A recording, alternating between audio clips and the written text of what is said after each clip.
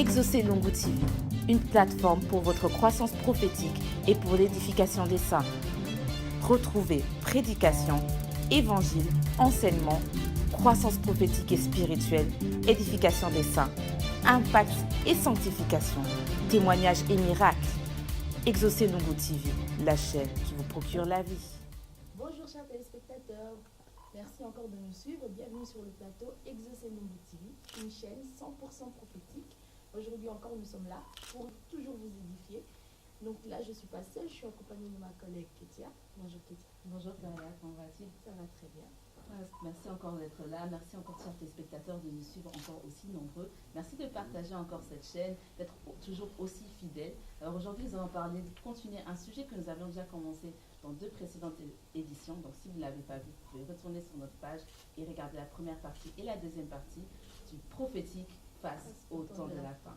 Alors nous avons parlé de plusieurs aspects du prophétique, nous avons parlé de l'évangélisation, du réveil, et nous avons parlé aussi de la mort, de ce sujet que beaucoup de personnes se posent des questions. Et aujourd'hui, nous allons continuer encore sur cette touche. Merci Ketia. Donc là, on n'est pas seul, on a... Bonjour. Bonjour Père là. Bonjour prophète. Donc là, prophète, il va nous conduire avec une petite prière. Seigneur, nous voulons te dire merci, te rendre grâce parce que tu es glorieux. Nous voulons célébrer ta majesté, toi qui crées en nous le vouloir le faire. Nous voulons remettre ces instants entre tes mains. Laisse que ta grâce nous couvre, laisse que ta grâce nous conduise et que ta grâce laisse les paroles dans nos cœurs afin d'édifier quelqu'un. Au nom de Jésus-Christ. Amen. Amen, prophète. Donc en fait, on avait parlé du prophétique face au temps de la fin. On s'est arrêté avec, vous nous avez parlé de différents aspects. On a parlé d'après la mort. Et là, on voulait quand même vous poser la question, savoir, est-ce que pendant qu'un homme de Dieu, enfin des hommes de Dieu, parlons des hommes de Dieu, est-ce qu'un homme de Dieu peut-il réellement être averti de sa mort? Ou alors, c'est une surprise, il meurt brusquement, ou alors, en tant que prophète, vous, est-ce que vous serez quand même averti au moment où vous allez mourir pour pouvoir un peu, on voit quand même dans la Bible des personnes qui sont mortes, qui sont morts et qui ont pu avertir quand même les proches savaient. On a vu Élie qui est mort et il savait quand même son temps, que c'était la fin. Est-ce que vous savez, vous saurez quand est-ce que vous allez mourir, par exemple? Bon, je vais dire, parce que nous parlons du prophétique face au temps de la fin, bon, il est normal qu'on puisse toucher un point sur la mort des humains, parce qu'il a appelé à l'homme de naître, de vivre, et puis après, il y a la mort physique. Mais par contre, nous qui sommes en Jésus, nous avons la vie éternelle, nous vivrons éternellement avec notre Dieu. Je dirais que quand on dit homme de Dieu, il y a homme de Dieu et homme de Dieu. C'est la première des choses. La deuxième des choses à savoir est que le secret de la mort, il n'y a que Dieu qui le connaît. Il y a des sujets dans la Bible qui restent un mystère. Quand on parle de mystère, on parle de ce qui est caché. Dans le livre des Actes des Apôtres, au chapitre 1er, le Seigneur est en train de parler de la venue du Saint-Esprit. Il dit aux disciples de ne pas sortir de Jérusalem parce que le Saint-Esprit devait venir. Ils ont dit, est-ce que c'est en ces temps que tu établiras le royaume d'Israël? C'est-à-dire, il parlait d'un sujet qui doit venir après la dispensation de la grâce. Et le Seigneur a dit, il n'y a que le Père seul qui connaît les moments. C'est-à-dire, il y a des choses, il n'y a que le Père seul qui connaît les moments. Et si le Père veut révéler cela à son serviteur, gloire au Seigneur. Alors moi, je ne peux pas dire, par exemple, que non, je serai au courant les jours où je mourrai. Voilà, comme le cas d'Élie. Élie n'était pas mort, mais Élie était monté au ciel, mais il en était au courant. Il savait que les jours étaient là pour monter au ciel. 2 Rois, chapitre 2, on est en train de nous expliquer, on expose une pensée qui montre clairement que Élie lui-même, il savait que c'était les jours où il devait monter au ciel. Il n'a pas connu la mort, il est monté au ciel. Il y a 3 personnes dans la Bible qui sont montées au ciel. Il y a Enoch, il y a Élie, il y a Jésus. Alors même ses disciples, bizarrement, même le fils des prophètes le savait, et plus encore Élisée aussi le savait. C'est une grâce, c'est une particularité. Moïse aussi savait qu'il va mourir. Dieu lui a dit, tu n'entreras pas, tu mourras dans cette montagne. Donc voilà, c'est pour dire que ça sera trop prétentieux si je dis que je saurai lorsque je mourrai. Voilà, donc même si le Seigneur me l'a dit, c'est pas le sujet. Il y a des choses qui ne sont pas vérifiables doctrinalement ou théologiquement. Nous sommes là pour transmettre une pensée claire, une pensée exacte, c'est-à-dire la pensée prophétique. La pensée prophétique, c'est le cœur de Dieu qui se lie au milieu du peuple. Et ça demande vraiment une simplicité, une certaine droiture dans des normes et dans des bases. Voilà, je dirais, ça dépend de la souveraineté de Dieu. Et D'accord. un homme de Dieu, le Seigneur peut lui dire que non, ta mission est finie, maintenant tu vas revenir auprès de moi. C'est sa grâce, c'est sa dimension, c'est la révélation qu'il a reçue. Quant à moi, je ne sais pas.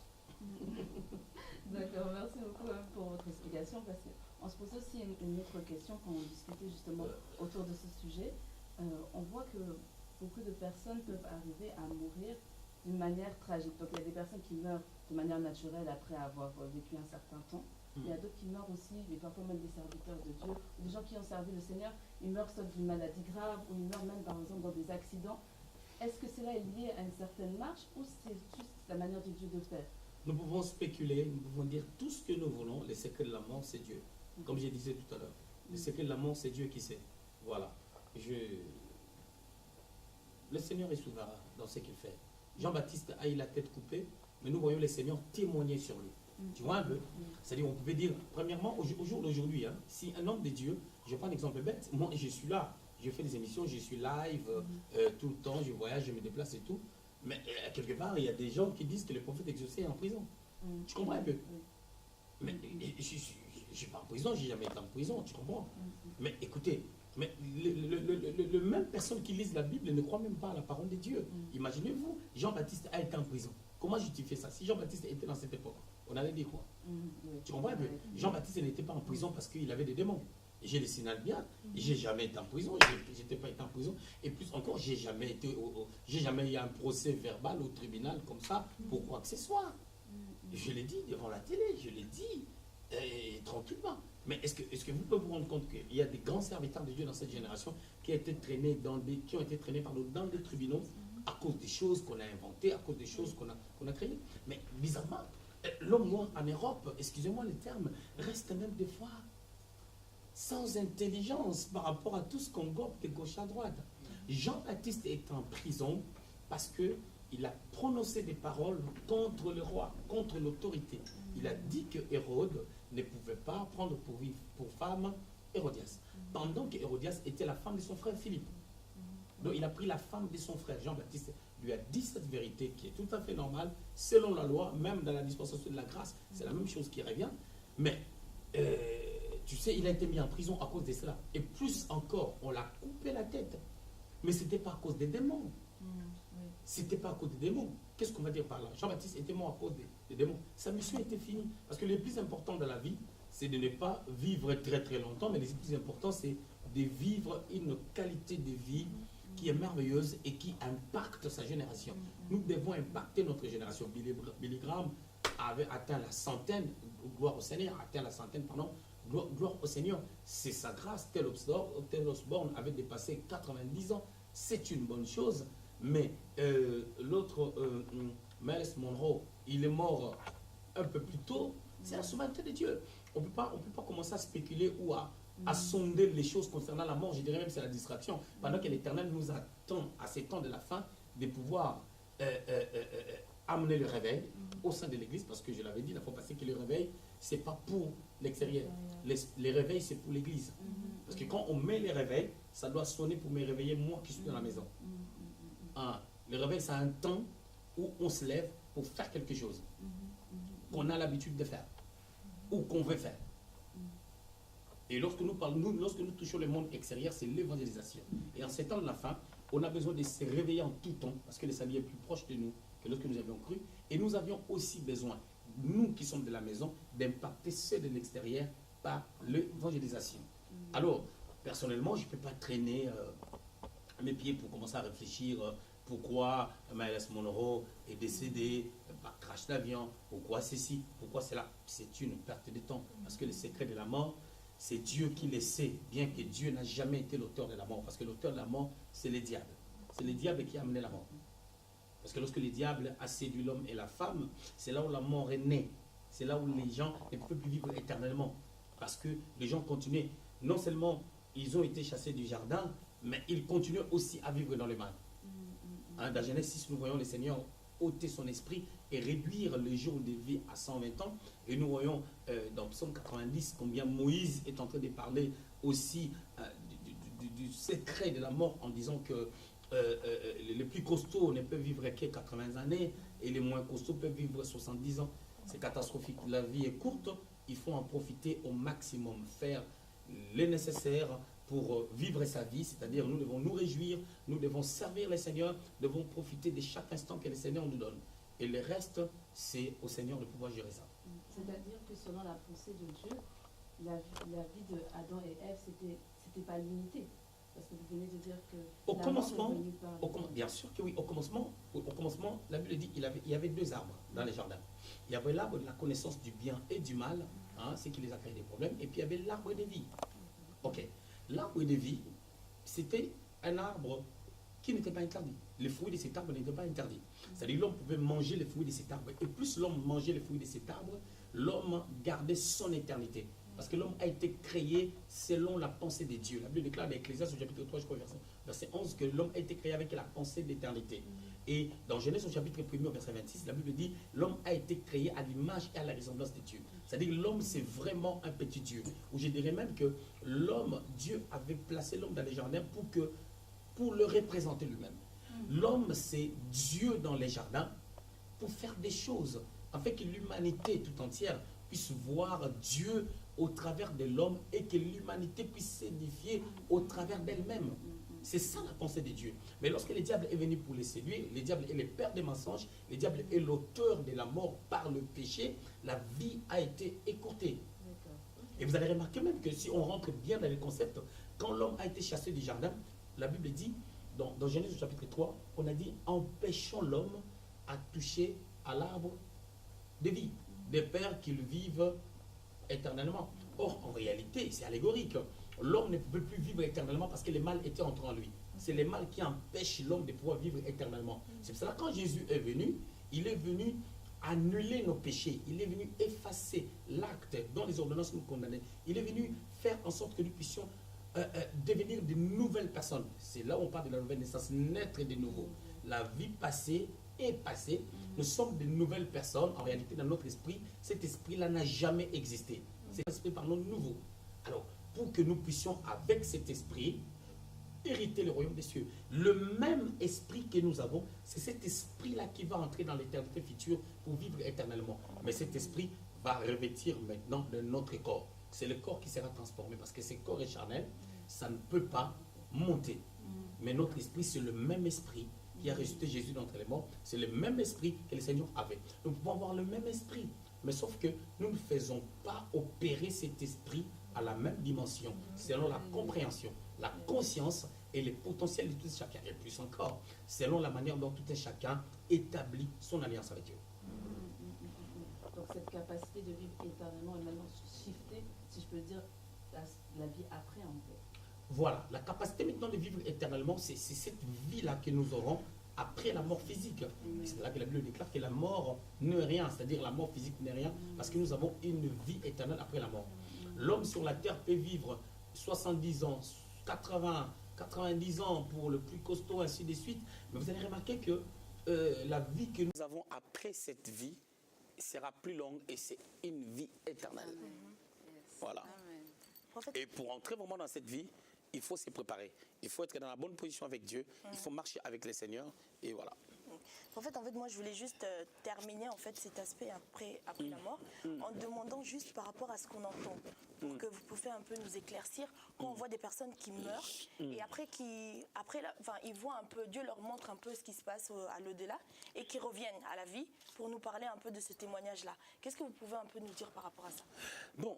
Tout ce que les gens racontent, vous savez, moi je me base beaucoup plus sur la Bible. Tout ce que les gens racontent, j'étais au ciel, j'ai vu ceci, et il y a cela, et tout, je ne tiens pas compte de ça. Je ne dis pas que c'est faux, mais moi je peux pas. Ça ne reste que des hypothèses et des spéculations. Ce que les gens ont vu, ce que les gens ont raconté. Les fondements, ce ne sont pas des songes et des visions. D'ailleurs, les songes et les visions sur le plan prophétique, c'est le premier palier du prophétique. Le prophétique a 7 paliers. Que je vais expliquer bientôt. Mais les niveaux les plus bas, les plus simples du prophétique, c'est les songes et les visions. D'accord. La preuve est que même quand on est immature, on n'est pas encore mature, on peut le voir. Joseph avait 17 ans, il n'avait pas encore la maturité, il faisait des songes et des visions. C'est vraiment les niveaux les plus bas. Nous voyons les personnes moins spirituelles voir des choses qui s'accomplissent aussi. C'est les niveaux vraiment les plus bas. Vraiment, dans la dimension prophétique, il y a 7 étapes dans la dimension prophétique, les songes et les visions, ou la révélation par l'atmosphère prophétique, c'est la deuxième dimension.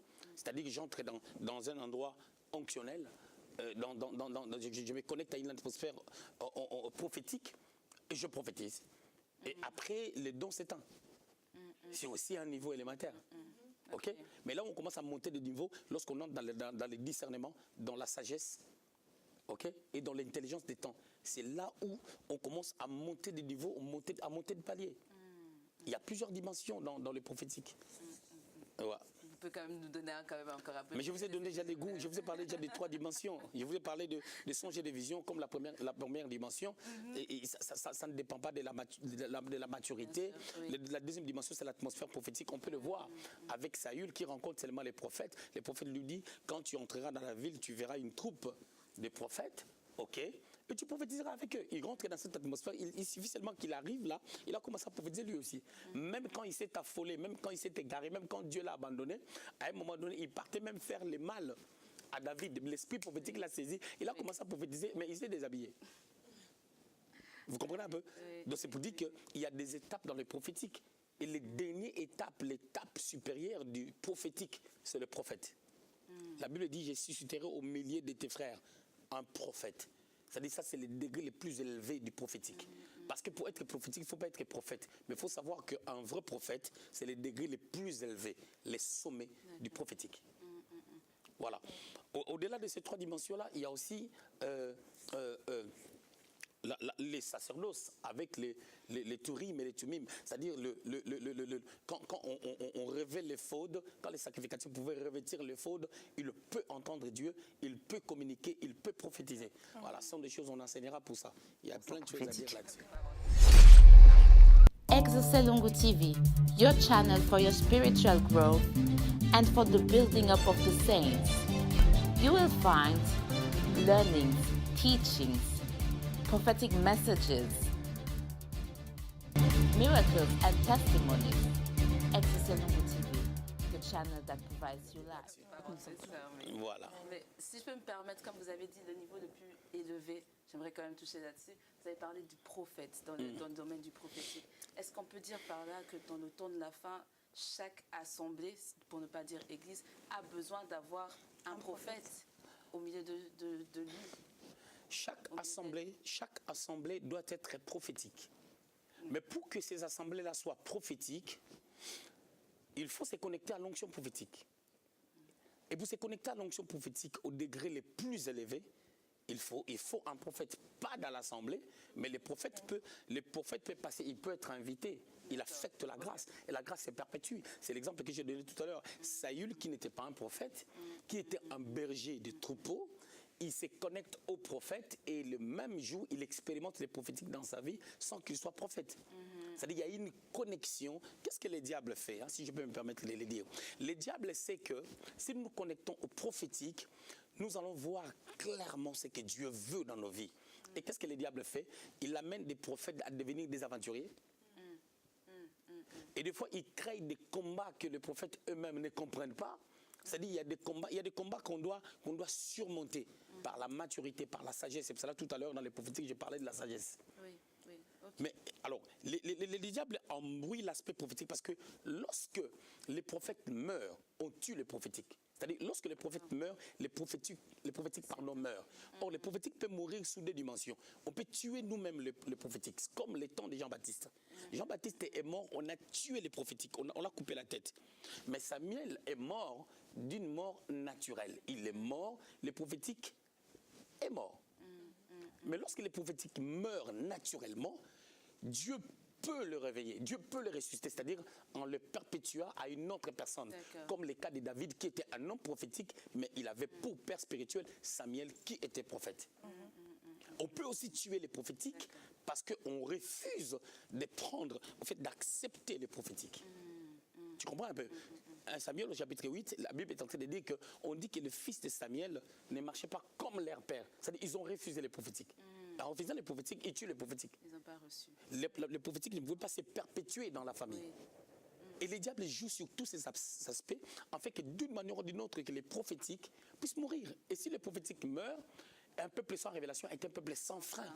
Et la bonne lecture du prophétique dépend de l'onction prophétique qui se repose sur les prophètes, qui s'imprime sur nous. Et nous deviendrons un peuple prophétique. Malheureusement, aujourd'hui, nous avons des prophètes qui ne sont pas prophétiques, mais on a d'autres personnes qui sont comme les fils d'Issachar. Les fils d'Issachar n'étaient pas des prophètes, mais ils avaient les discernements et l'intelligence des temps. C'est là où j'ai parlé de la troisième dimension du prophétique. J'ai parlé du discernement, j'ai parlé de la sagesse, j'ai parlé de l'intelligence des temps. Comme les fils d'Issachar. Et les fils d'Issachar, selon l'histoire, on venait les consulter pour savoir, pour faire l'étude des temps, pour savoir qu'est-ce que nous devons faire à ces temps. Dans 1 Chronique, au chapitre 32, au verset 12, vous allez remarquer que le fils d'Issachar était la seule nation qui a discerné les temps pour savoir qu'est-ce qu'il fallait faire pour Israël. Donc, ce sont des choses, les prophétiques amènent les surnaturels. Et à ces temps de la fin, on a besoin du prophétique. Combien de prophètes deviennent aujourd'hui des bishops? Combien de prophètes sont réduits en pasteurs? Comment vous expliquez cela justement que... Mais ce sont des attaques du prophétique parce qu'en ce jour, la même Bible-là que les gens lisent. Moi, je connais une chaîne de télévision qui est connue dans la francophonie, qui ont dit clairement que nous, on ne croit pas au prophétique. Que nous, on ne croit pas au prophétique, surtout chez les Noirs. Mais les gens qui prêchent la parole de Dieu. En Europe, aujourd'hui, au Luxembourg, je ne sais pas, en France, tu te présentes devant un blanc, tu dis que je suis prophète. Tout de suite, on te rejette. Mais plus... on ne veut pas s'accepter en tant que tel selon son ministère. Paul écrivait des lettres, il dit, Paul, apôtre de Jésus-Christ, et le frère Timothée, tac, tac, tac, tu comprends un peu. C'est-à-dire, il s'acceptait selon son apostolat, selon son mandat. Et lorsque les gens, on rejette notre mandat, notre appel, tout commence par là. On tue les prophétiques. On tue les prophétiques d'une manière ou d'une autre. Ça, c'est une bataille qui n'a pas commencé aujourd'hui, c'est une bataille qui a commencé depuis. Regardez Luc au chapitre 11, le Seigneur est en train de parler des 6 malheurs adressés aux pharisiens, aux docteurs de la loi et aux scribes. Quand il parle de ça, il dit vous qui tuez les prophètes. Vous tuez les prophètes comme vous avez tué Abel, ok? Abel, jusqu'à Zacharie qui a été tué entre l'autel et le temple. Donc Abel était prophète. Abel était prophète, mais dans cet aspect-là de pouvoir détruire les prophétiques tout de suite, on a fermé la voie prophétique par la mort. Caïn a tué Abel, qui était une voie prophétique, parce que le prophétique monte par l'adoration. Parce que celui qui est prophétique, même quand la situation est difficile, quand il commence à adorer Dieu, il est tenté de voir les secours de Dieu, il est tenté de voir l'accomplissement, au lieu de voir la réalité. Et c'est à cette dimension qu'Abel pouvait opérer. Dieu qui est au ciel, les dieux invisibles, Abel réalise qui il est en mettant en pratique des choses qui peuvent toucher, affecter les cœurs de Dieu. Et le diable a compris cela, il dit, ça celui-là c'est une icône qui est en train de s'élever. Il faut arrêter ça. Il passe par son frère, qui les tue. C'est la même chose avec Adam qui était prophète et a la capacité d'écouter Dieu et d'imprimer ce que Dieu avait dit dans son cœur. Mais qu'est-ce qui s'est passé? Adam, dans les jardins, le diable est venu, il a dit, il y a une icône qui s'élève. Il faut arrêter ça. Mais qu'est-ce qu'il a fait? Quand on veut atteindre le prophétique pour l'arrêter, on ne passe pas directement peut-être par le prophète, mais on peut passer par l'Église. La femme Ève était l'Église. L'Église a été affectée. Du fait que l'Église a été affectée, l'Église était convaincue par rapport à ce que les diables lui disaient. Et le but, c'était de pouvoir atteindre Adam qui était responsable. Si Ève était égarée et qu'Adam était dans la bonne position, il n'allait pas sortir du jardin. Parce qu'Adam était le messager, c'est lui qui allait transmettre la pensée à l'Église pour que l'Église soit équilibrée, purifiée, afin qu'il ne sorte pas du jardin. C'est ce que nous voyons aujourd'hui. Le diable attaque les fidèles par de réalités et automatiquement les bergers sont affectés. Comme la Bible dit, je frapperai les bergers. C'est-à-dire, mais la manière aussi à frapper les bergers, c'est de passer par des réalités, passer par des faux témoignages, passer par des fidèles, passer par des problèmes X ou Y, et les bergers seront affectés. Et quand le berger est affecté par des soucis, il ne peut plus voir comme il fallait qu'il voie. Prophète, dans ce temps de la fin, on peut dire qu'en tant que prophète, vous avez vraiment un rôle capital à jouer. On vous voit vous déplacer un peu partout, aller un peu partout. Donc un prophète, en fait, vous n'êtes pas censé rester sur place. Vous devez vous déplacer justement pour pouvoir transmettre Voilà. Un message. Cela Pour dépend. affecter ces églises, en fait. Voilà. Déjà, les ministères prophétiques, ce que tu as dit, c'est vrai. Les ministères prophétiques, ce n'est pas un ministère seulement de l'église locale. Pour ne pas dire que ce n'est pas le ministère de l'église. Non. Tout ministère, ok, il y en a 5, sont pour l'église. Premièrement. Mais il y a d'autres ministères qui touchent l'aspect extérieur. Par exemple, le ministère des prophètes, par exemple, les ministères évangéliques sont des ministères vraiment de l'extérieur pour affecter les vies, ainsi de suite. Et il y a aussi les ministères d'apôtres qui est là aussi pour encourager les églises. Hein, mais les apôtres ont vraiment un message particulier pour les églises, c'est-à-dire les apôtres, nous avons besoin d'eux pour nous aider dans nos églises afin de bâtir selon le fondement de Dieu. Et on a besoin, c'est-à-dire une bonne église doit avoir un apôtre qu'il considère pour venir ramener le message apostolique. C'est pour cela, nous de la MEAS, on travaille souvent avec l'apôtre Alidor, qui est vraiment notre bien-aimé, qui vient toutes les années, ça fait presque 10 ans, il vient toutes les années afin de pouvoir, il travaille, il fait un travail à fond, avec moi par rapport à son appel.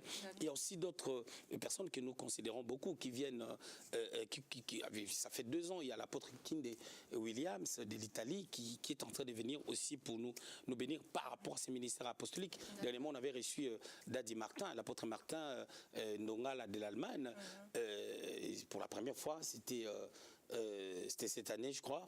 Ouais, je crois que c'était cette année. Il nous a aussi bénis. Mais depuis 10 ans, nous travaillons avec l'apôtre Alidor, qui vient toutes les années, même là, à la fin de l'année, il sera là.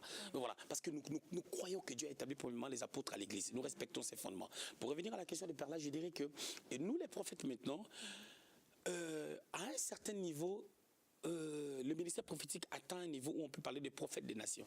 Et au jour d'aujourd'hui, quand on parle de prophètes des nations, les gens croient que c'est l'orgueil. Mais c'est biblique. Quand tu lis seulement Ésaïe, tu vas voir les prophéties d'Ésaïe, ça va jusqu'en Égypte, ça va partout. Dans la Nouvelle Alliance, on voit Agabus qui prophétise sur la famine dans le monde entier. Nous voyons Abraham qui était prophète, il reçut un message qu'il y a la famine dans le monde entier. Et puis il est descendu en Égypte, hein, hormis la faute qu'il a pu commettre là-bas. On voit Isaac qui était prophète, qui comprend les temps. Nous voyons au temps de la Bible, les prophètes captaient des messages au-delà des mers et des océans.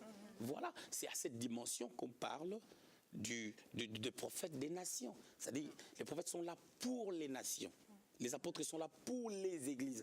Pas pour une église, mais pour les églises. En d'autres termes, pour le corps de Christ. Mais les prophètes sont là pour les nations, c'est-à-dire les prophètes peuvent aller prophétiser, donner des messages au-delà même pour des païens. Même pour des païens. Parce qu'il y a plusieurs personnes qui ont reçu des messages, n'étaient pas forcément des chrétiens. N'étaient pas forcément des croyants. Voilà. Et quand Hérode, Jean-Baptiste lui a donné les messages que tu ne peux pas prendre la femme de son frère, il n'était pas un croyant, Hérode. Il n'était pas un croyant. Ça, c'est la dimension prophétique maintenant. Et ces gars étaient romains même. Donc voilà. Vous pouvez même, en fait, prophète, vous pouvez même ne pas avoir des églises, mais pouvoir travailler dans d'autres églises. Donc vous n'êtes pas forcément obligé d'avoir une assemblée en tant que prophète. Non, les prophètes de la Bible étaient... Je vais parler dans la Nouvelle Alliance. Jude était prophète, il était dans une église locale. D'accord. Agabus était prophète. La Bible dit qu'il y avait un prophète de Judée. On précise, hein, un prophète de Judée. C'est-à-dire qu'il était dans une église en Judée.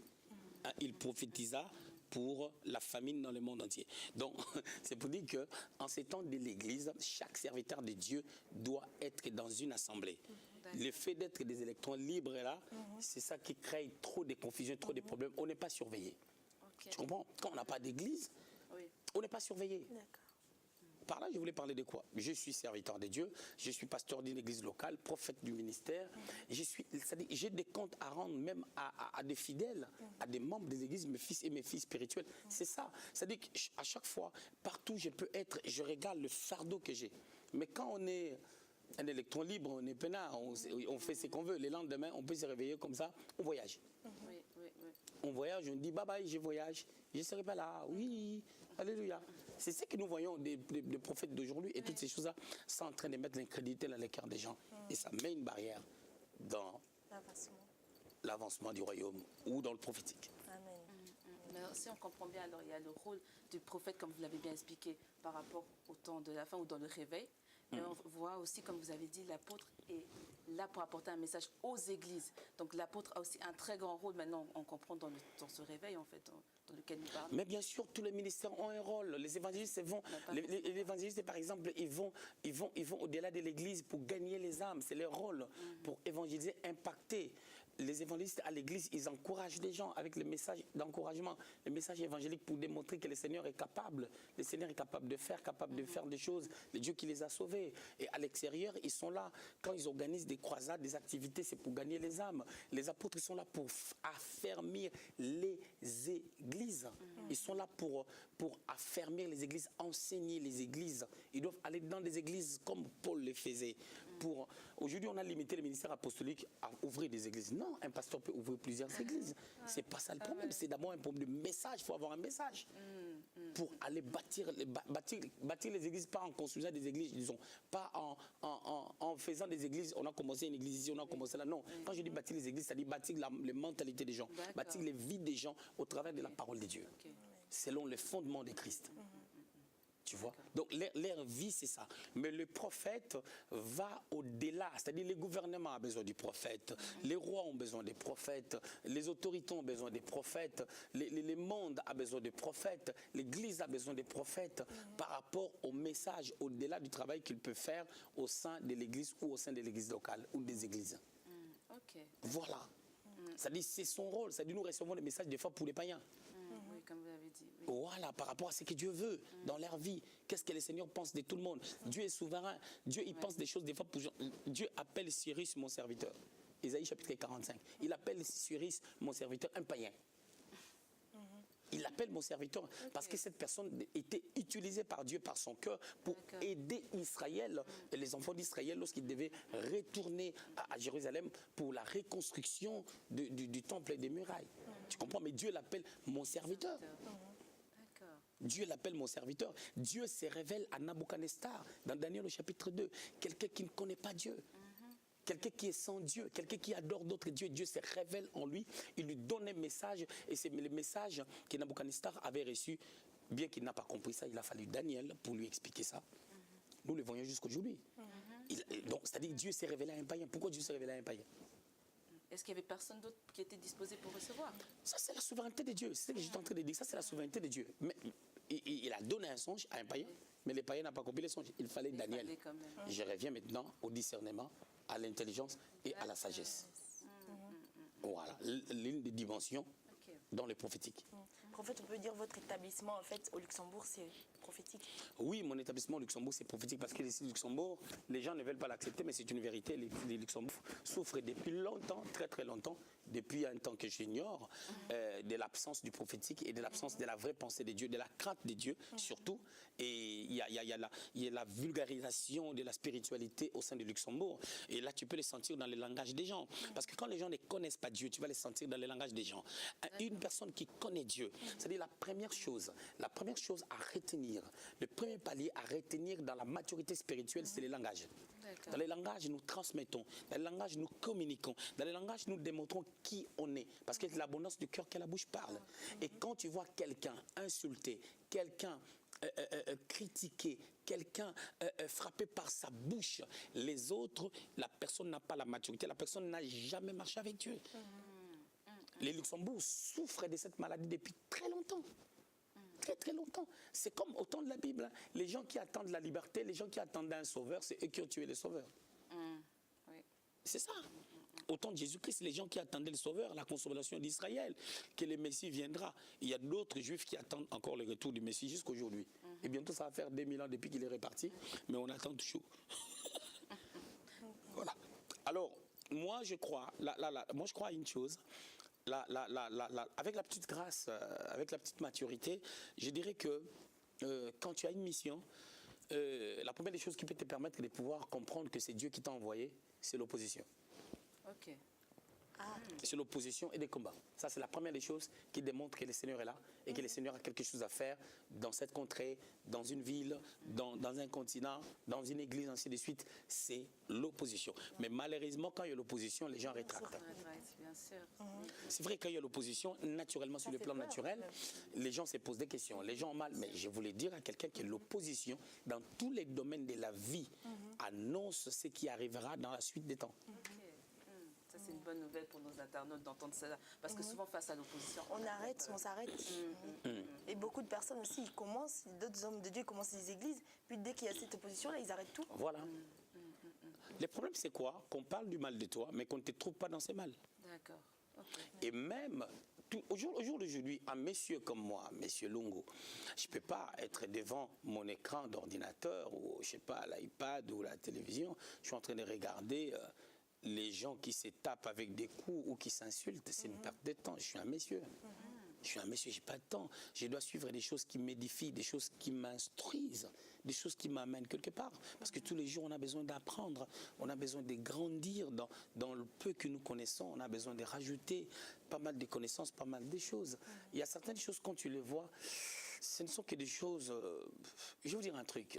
J'avais suivi une vidéo de Sarkozy qui passait. Quelqu'un a pris le gâteau, il l'a jeté. Sarkozy a continué à marcher. Il ne s'est pas retourné pour donner des coups à cette personne, tout ça. Il a continué. Il a continué à marcher et tout. Tu vois, ça montre la maturité.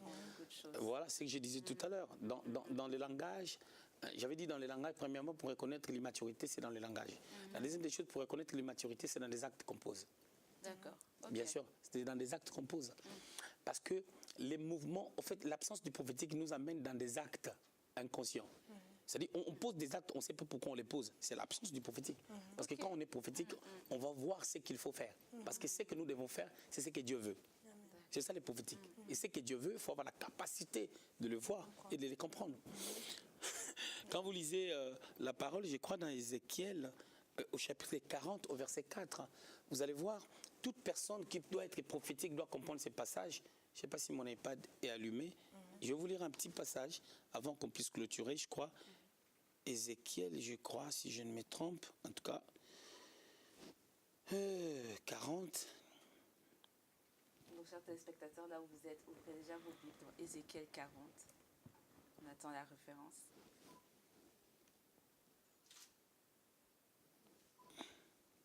Ézéchiel 40, verset 4. La Bible dit, cet homme me dit, fils de l'homme, regarde de tes yeux et écoute de tes oreilles. Applique ton attention à toutes les choses que je te montrerai, car tu as été amené ici afin que je te les montre. Fais connaître à la maison d'Israël tout ce que tu verras. Vous voyez dans ces passages, on est en train de parler de toute personne qui veut être prophétique doit comprendre ça. Ok? Dieu est en train de dire, regarde de tes yeux.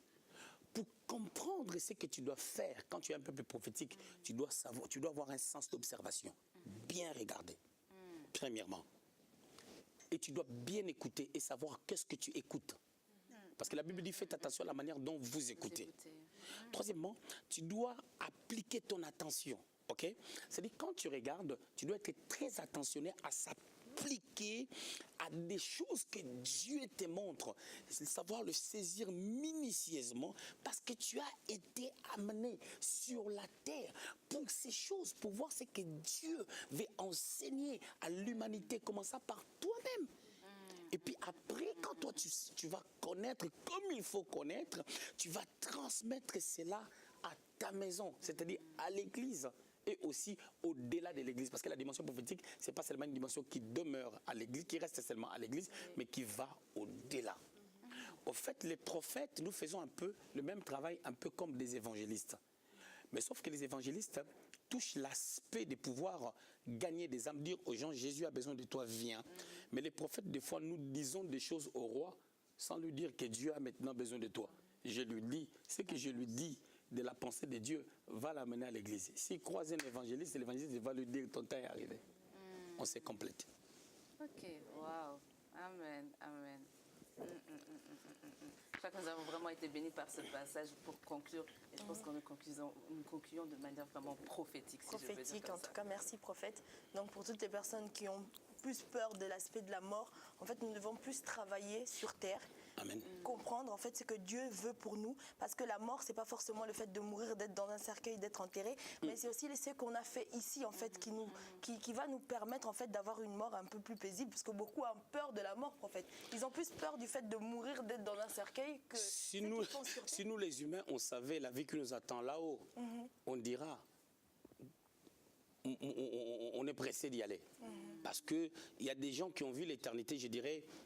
Même l'apôtre Paul dit, je paraphrase, il dit je suis tiraillé, ok, je veux bien être à côté du Seigneur, mais le travail que j'ai à faire ici me retarde. Voilà, c'est pour cela des gens qui voient véritablement des révélations sur l'au-delà ou l'éternité future, ils n'ont plus besoin de retourner sur terre. Et quand on les dit ton temps n'est pas encore arrivé, retourne, ils se disent oh il fallait que je reste de l'autre côté. Voilà. Donc nous, on pleure, on pense qu'ils vont revenir, voilà. on pleure, on cherche parce qu'ils l'homme a une mauvaise conception de la vie et de l'éternité.